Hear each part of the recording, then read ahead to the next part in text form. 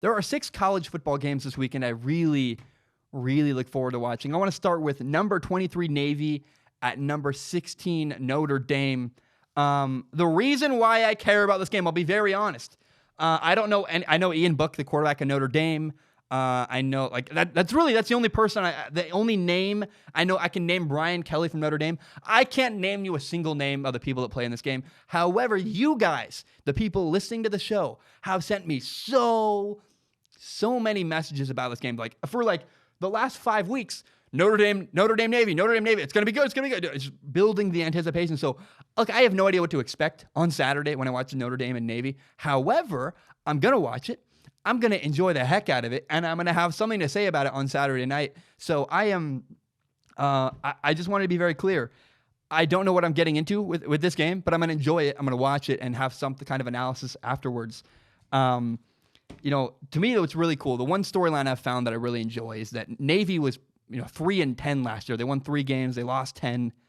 For them to turn things around, Navy 7-1, Notre Dame is 7-2. There's an opportunity for Navy to beat Notre Dame in South Bend. I don't know if it's going to happen, but to me, the fact that it's even in question is really, really cool to me. And so I'm excited for Navy. I'm excited to watch what happens.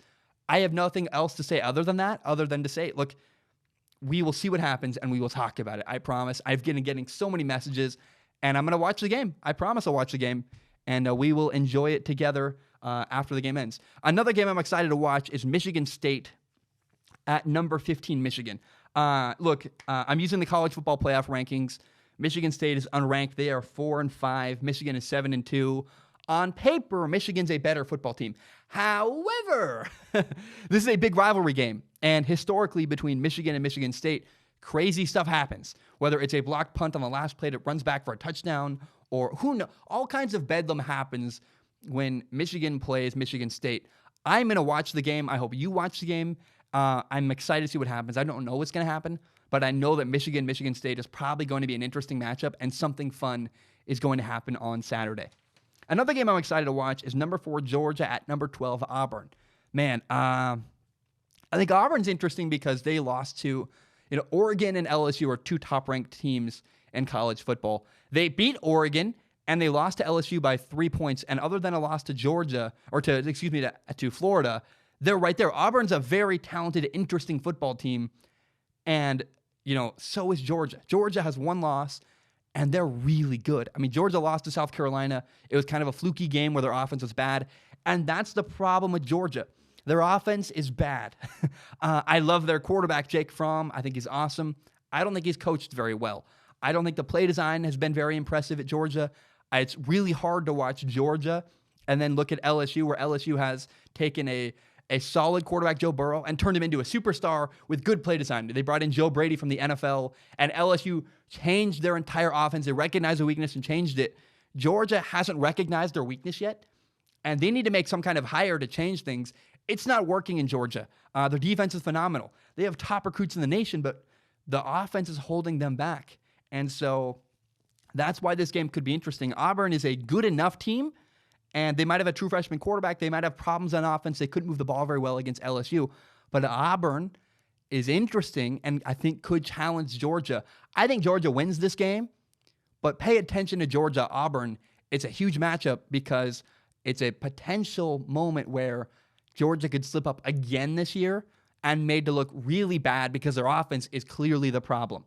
We also have number 8 Minnesota at number 20 Iowa. I'm a big Iowa guy. I love Kirk Ferentz, their head coach. He's a guy whose culture I appreciate. And, Iowa just went toe-to-toe. They barely lost to Wisconsin last week. Minnesota's 9-0. Here's the question about Minnesota. Can they go into hostile territory? They had a huge victory last week, and they beat Penn State at home. Can they go to Iowa, where everybody in the city of Iowa is, I guess the state of Iowa, but it's Iowa City is where the school is located. I believe, is it Des Moines? I don't know. I don't remember. It's Iowa. I've never been to Iowa. However, I like it. It seems like a wonderful place. Point is this. Can Minnesota go into Iowa, a hostile territory, and win a really tough road game? I'm excited. Can they stay undefeated? That's the question to me. And I'm excited to watch PJ Fleck's team go into Iowa and see what that kind of product they deliver. It's going to be a blast between Minnesota and Iowa. Another undefeated team. Minnesota is undefeated. You also have Baylor, who's undefeated in college football right now. They're 9-0. Number 10, Oklahoma, is 8-1. They lost a game earlier this year. Number 10, Oklahoma, is going to number 13, Baylor in Waco, Texas. And I think it's possible that finally the annoying fans of Baylor get shut up this weekend. Look, Baylor fans, I'm happy you're having a great year. You're not a college football playoff team. And it would just make the point very clear if Oklahoma wipes the floor with Baylor this weekend. So if Baylor, you could do that, that'd be great, because I'm really tired of the comments I'm getting. I joke, I promise.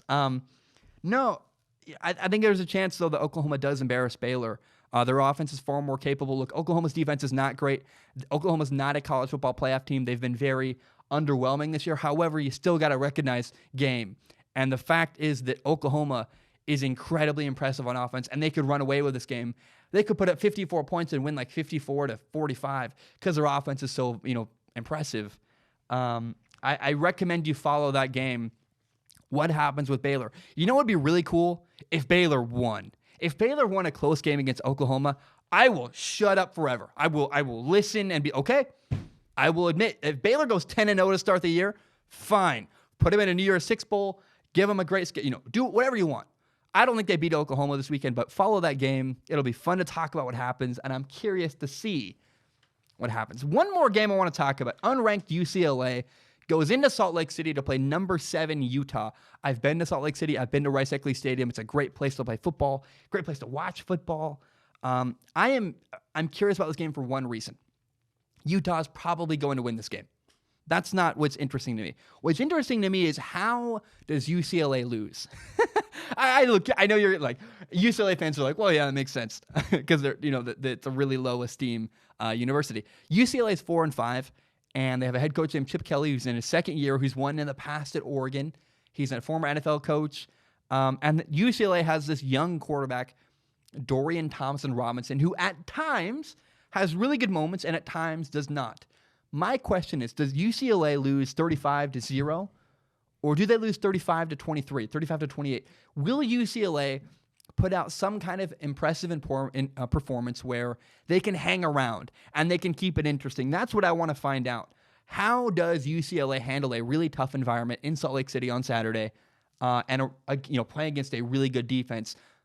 I think UCLA, their spirit as a football team, is going to be tested. I haven't talked about it yet, but I've been steadily watching University of Kansas with Les Miles and UCLA with Chip Kelly, kind of wondering, like, are these programs, two really good head coaches who've succeeded in the past, can they make it happen? Les Miles, I watch at Kansas, and it leaks out of him. He loves it. He's there. It's not just a job to Les Miles. Les Miles is there because he's passionate about coaching football. Is it just a job to Chip Kelly? Or is he passionate about his guys? It doesn't leak out. When I watch Chip Kelly, it could be that he's very guarded and just like Bill Belichick and doesn't want to give it away. But I haven't seen any real passion from Chip Kelly yet this year.